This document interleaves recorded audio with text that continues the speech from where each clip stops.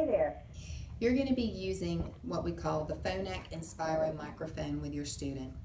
Now, if you're using one of these microphones, that means your student is wearing hearing aids or a cochlear implant, or even possibly a device called a Focus or an iSense that actually looks like a hearing aid, but it functions as just a direct input into their ears through the microphone. It is actually an FM system.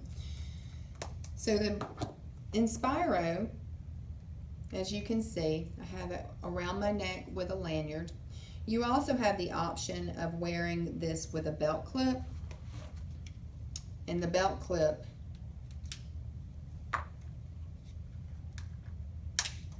attaches just like this. And then first, because a lot of teachers don't like this being around their neck, and then you can have it like this, but you still have to have some type of lanyard, because the most important part with using this kind of microphone is that this cord, the lapel mic, is completely unwound, because that is your antenna, and that it is worn right here in the center. So something like this, having a lanyard on, is perfectly fine.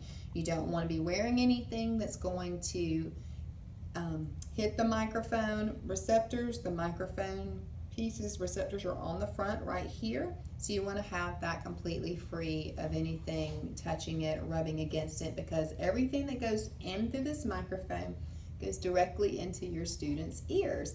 So they hear scratching noises or hair brushing, different things like that that can come across it. They can even hear you breathing. I've had some students that were very sensitive to that. But the most important, the things that you need to remember about using this style of microphone: how to turn it on, which there's a switch at the top that we're just going to turn that switch, and then when we do, the screen will light up, letting you know that the microphone is coming on. Okay. Now, once it is on, it's automatically connected to your students' hearing aids or FM system, whatever they're wearing. If you don't want them to hear you right away, you're not ready to be talking to them yet, you'll be pushing this button that looks like a microphone. There's a picture of a microphone on here. And when you press that button, it will mute the microphone. Okay. Then to unmute, you just press that button again, and now it is unmuted. Okay. So now you're ready to go. You're ready to give instructions. Go about your day. I think the hardest challenge with any type of microphone is remembering to mute it when the student doesn't need to hear you, and unmuting it when they do need to hear you. If you need to go to the restroom, you want to make sure that you have taken the microphone off completely, or you have muted your microphone before going to the restroom. We have had things like that happen before, and the student will be giggling when you come back in the classroom. So I don't want that to happen to you, but it does happen. Also, if you need to have a private conversation in the hallway, they can still hear you, so always keep that in mind. All right, in the classroom, when whoever is talking, if you're talking, you want to be wearing the microphone. If the student is in a small group, which I don't know how much of that we'll be doing this year with circumstances that we have, but whoever the student is in a group with, that person needs to be wearing the microphone. If you're having students take turns giving presentations, the microphone ideally would pass from student to student so that the child with a hearing loss can hear. Also, what's really important to remember with any student with hearing loss using an FM system, or even if they're not using an FM system, they can hear you really well because your voice is going directly into their ears.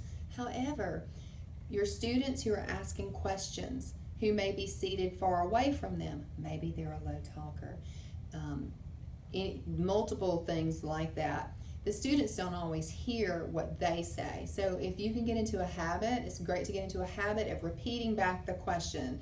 So little Johnny says, Miss Wilkes, what time are we going to lunch?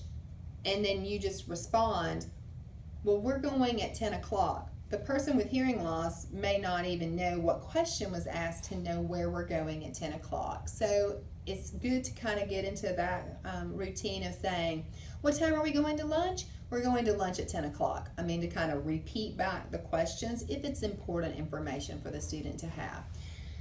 Every day, at the end of your day, You're going to turn the microphone off and you're going to need to charge it. So your microphone will come with a case like this one. Inside is going to be a charger. A lot of teachers like to just set up a place in their classroom where every day they go and charge the microphone. So they'll have it maybe on a counter, it may be at their desk, but you just charge it like a cell phone. So you just plug it up and then you're good to go. You want to make sure it is off when you are charging it. It's okay to charge it over the weekend. It's okay to leave it on charge over holidays. It's not going to overcharge the microphone.